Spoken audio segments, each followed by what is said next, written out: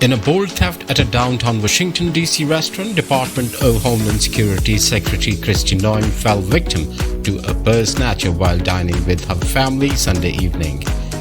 The incident occurred at Capitol Burger, where security footage reviewed by the Secret Service captured an unidentified white male wearing a medical mask, sweeping Noem's bag and quickly exiting the premises. The stolen bag contained several sensitive and personal items, including Noem's driver's license, passport, DHS SS badge, apartment keys, prescription medication, makeup bag, blank check, and approximately $3,000 in cash. A DHS spokesperson confirmed that Noem was in town with her children and grandchildren, using the funds for family outings, dinner, and Easter celebrations.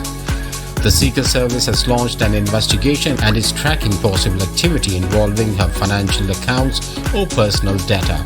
No arrests have been made so far now, and the suspect remains at large.